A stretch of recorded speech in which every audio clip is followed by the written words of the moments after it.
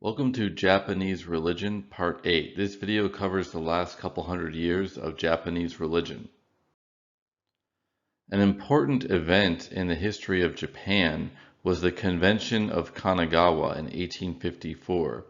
This was a treaty that was between the United States and Japan, but Japan was forced to sign the treaty by U.S. Naval Officer Commodore Matthew C. Perry, who arrived with some gunships to Japan, and essentially he wanted to open up Japan to trade.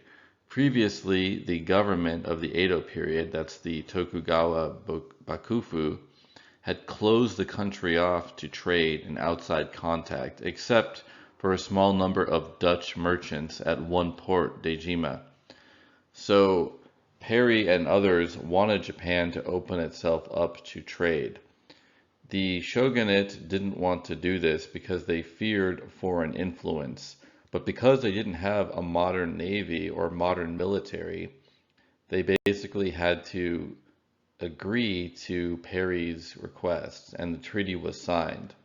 On the right is a Japanese depiction of Commodore Perry and his chief naval officers.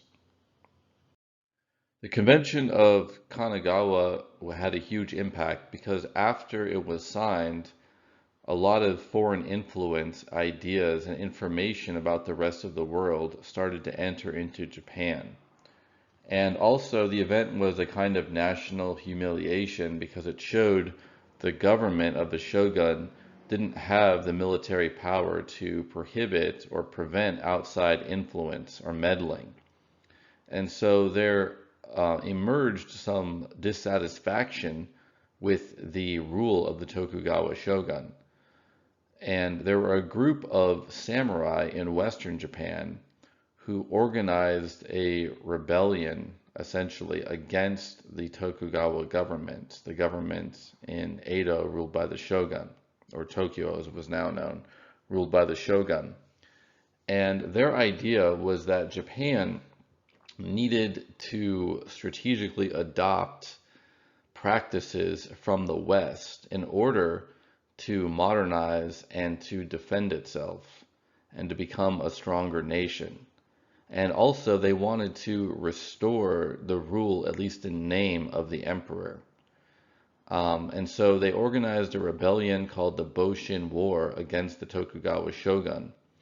The Western samurai also, this is from Western Japan, they also received some military support from France, which helped them overcome the shogun's armies.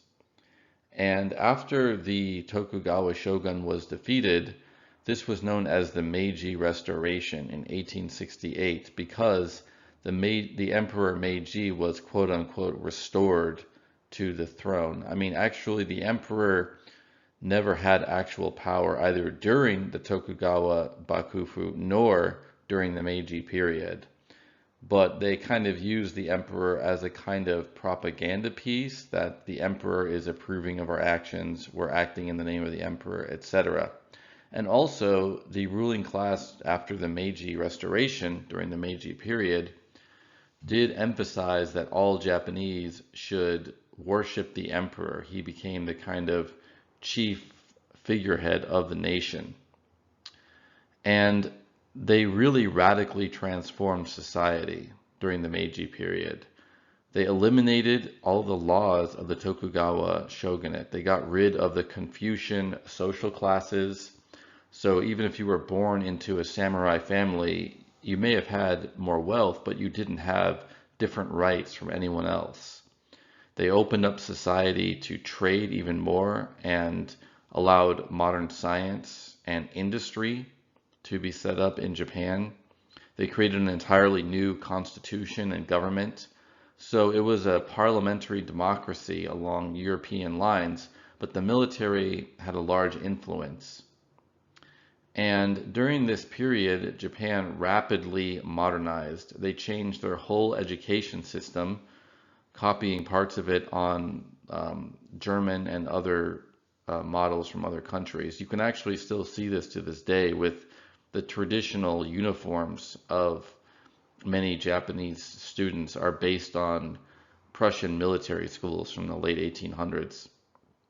Um, and after this industrialization and growth of science, they were able to become a military power as well. So they created a modern military and eventually were even able to dominate other countries in East Asia and the Pacific. So after the Meiji Restoration, there was a big impact on the culture because things have been static for several centuries, and now all of a sudden Western ideas, Western clothing, Western literature, culture was all coming in. But there was an impact on religion too. So there was a law passed in 1868 called Shinbutsu Bunri. The government wanted to separate Shinto and Buddhism. Um, this was for a kind of strategic reason. They wanted all Japanese to be able to participate in Shinto ceremonies, even if they didn't regard themselves as Buddhist. They wanted to dissociate Shinto from even being a particular religion, more of like a unifying philosophy or ideology of nationalism that all Japanese could share. And the Shinbutsu Bunri law basically meant that all Buddhist images or shrines had to be removed from Shinto shrines, and vice versa. And previously, even though it was pretty distinct what a Shinto shrine versus a Buddhist temple was, you just look to whichever clergy are residing there and maintaining it. But they would often have shrines of the other religion or altars of the other religion in their precincts. But now that was no longer permitted. And there were additional laws as well regulating Buddhism. They tried to make, for part of this period, Buddhist monks part of the government infrastructure. So they got rid of the celibacy requirements. Monks were allowed to marry in many lineages, and it really changed the character of Buddhism in some respects. Also, during the earlier part of the Meiji era, Buddhism in particular was suppressed because it had been strongly associated with Tokugawa rule. The shogun of the Tokugawa, they originally greatly supported Soto Zen and other forms of Buddhism. And Buddhism, because of its emphasis on reincarnation, other worlds, the miraculous powers of Buddhas and Bodhisattvas, was also kind of regarded as just really weighed down with traditional superstitions. So the Meiji era government advocated state Shinto. So there was actually state support for Shinto shrines, and all Japanese people were encouraged to worship the emperor as a kami and participate in Shinto rituals, regardless of their other religion. And the state really took an active role, not only in funding Shinto shrines, but in certifying who could be a priest. So the 1800s is also the period when some new religions called Shin Shugyo developed. And these have a bunch of different characteristics. They're often highly syncretic, combining Shinto, Buddhism, sometimes Christianity, and other beliefs. But there were also just new sects within Shinto and Buddhism as well. The picture on the right shows Emperor Meiji seated in the center among the kami and other emperors. So this is basically a kind of propaganda piece showing that the emperor is on the same status as the gods or the kami. Eventually, there also developed association between Shinto and militarism. So the goal of the government of the Meiji period was to make Japan into a military power, as well as just to modernize the country and get rid of some of the traditions they saw as keeping the country, holding the country back. But this association of the state, the government, with both a drive to militarism and controlling Shinto meant that Shinto became used to support the militarism of the government. They were trying to use Shinto to get people to unite around the country, unite around the emperor, and support the country and the government in its various actions, including military actions against Korea and other countries.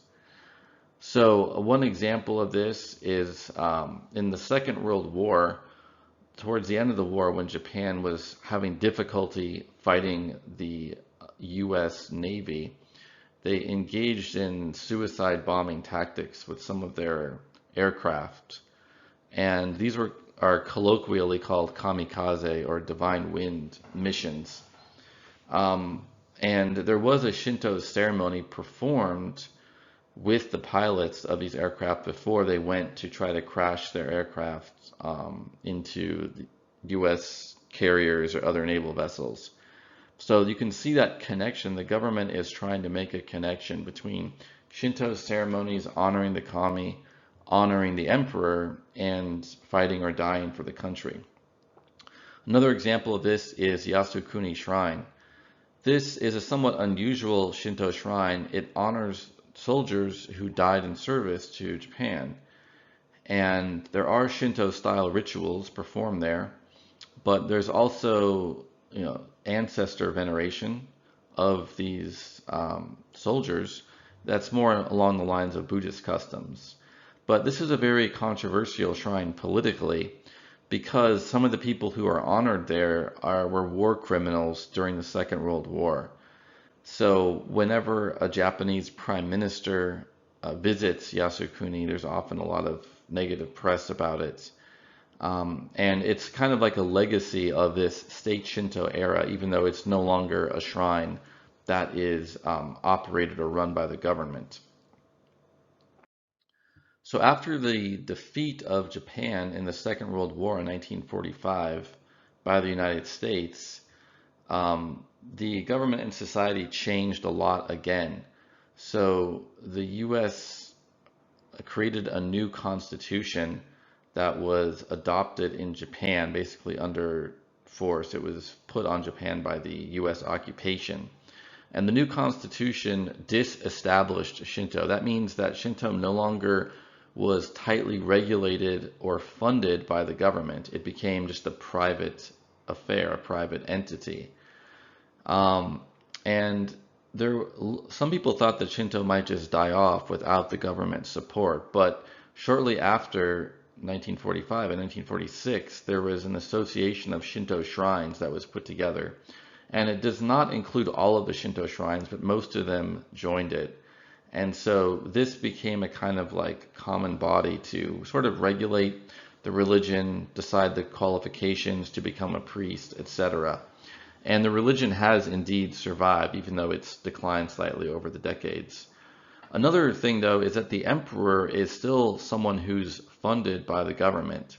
So the U.S. Constitution did not get rid of the institution of the emperor because they believed that the emperor was such a vital part of Japanese culture and identity that doing so would just demoralize the country, turn them against the occupying force and government, etc. So the emperor is still a part of Japanese culture, very important part, and still plays a very important role in Shinto.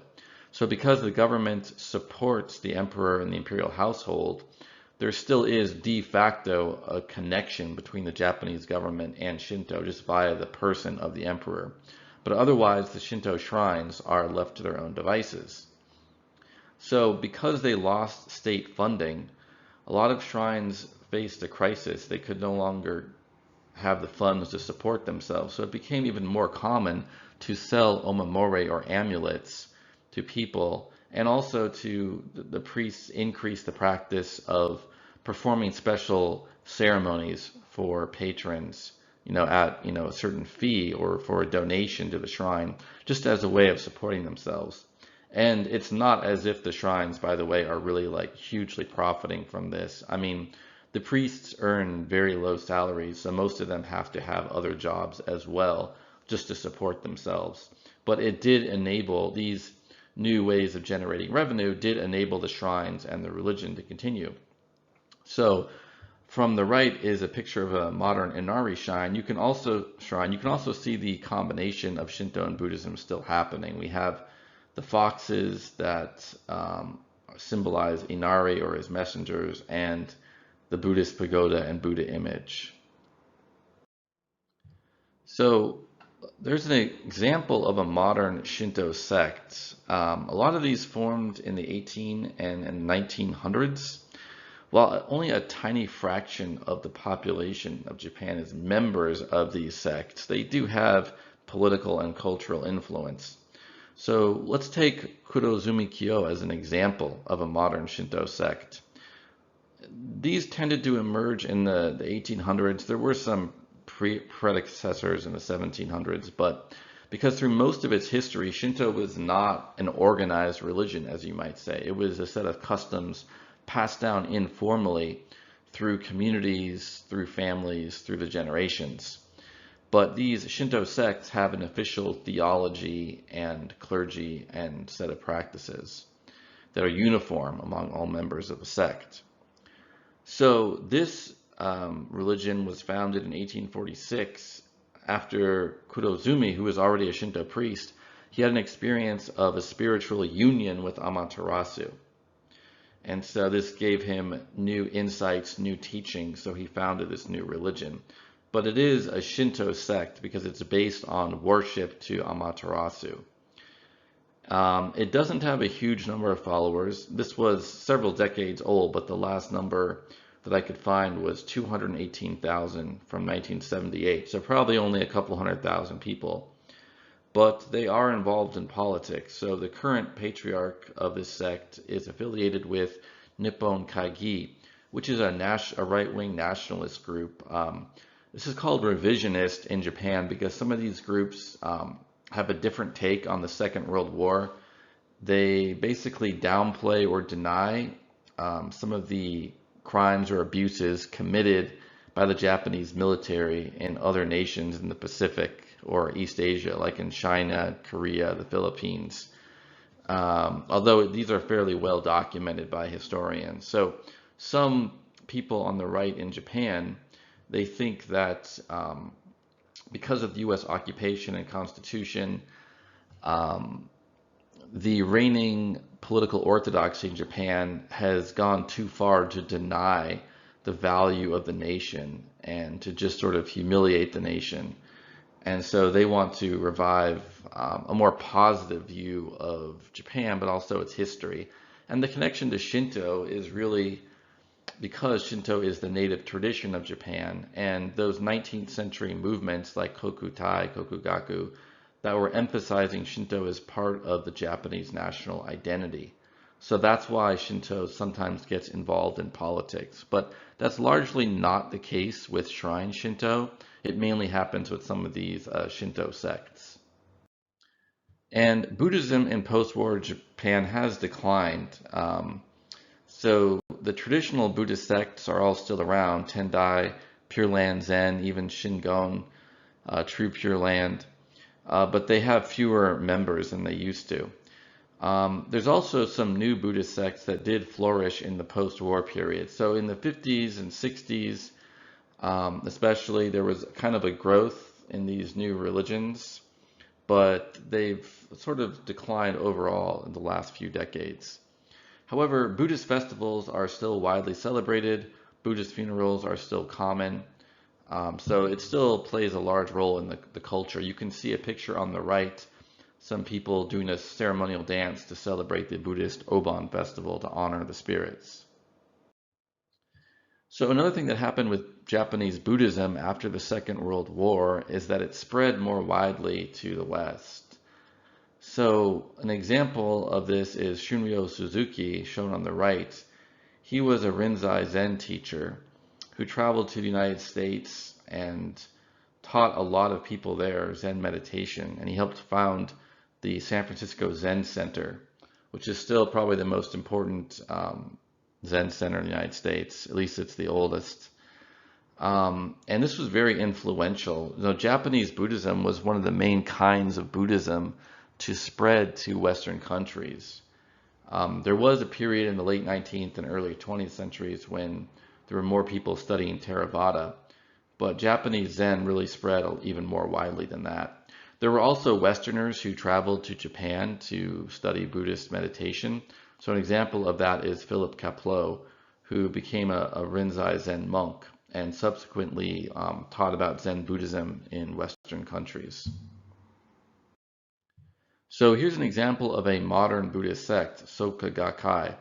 This is a new form of Nichiren Buddhism, so it retains that focus on the Lotus Sutra as the object of veneration and emphasizing the Buddha nature that all humans have. So you have the potential to become enlightened right now.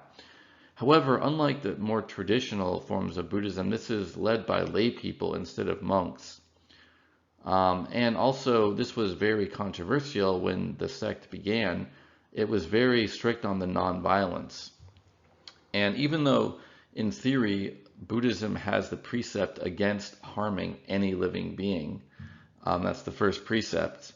In practice, many of the Buddhist sects in Japan supported the government after the Meiji Restoration, including the 19th and the first half of the 20th century, even during the periods of increased militarism and Japanese imperialism, where they were conquering and making colonies out of other countries in East Asia and the Pacific. Many of the Buddhist sects just went along with it, and some of the teachers even tried to justify it on Buddhist grounds, even though, that's sort of difficult to do. But Soka Gakkai, its founders, were very strict on nonviolence, which they interpreted as pacifism and anti-militarism. So this got them into a lot of trouble with the government. But after the Second World War, the sect was able to flourish more. This sect is also unusual in that it focuses on missionary activity, including to non-Japanese. So this was not at all common formerly. The sect counts over 5 million members. This was 20 years ago. For a lot of religions, it's hard to get exact numbers on membership. And they have many more members, though, worldwide. You can see a picture on the right from a Soka Gakkai meeting that was held in Houston, Texas, but it included members from the religion from all around the world.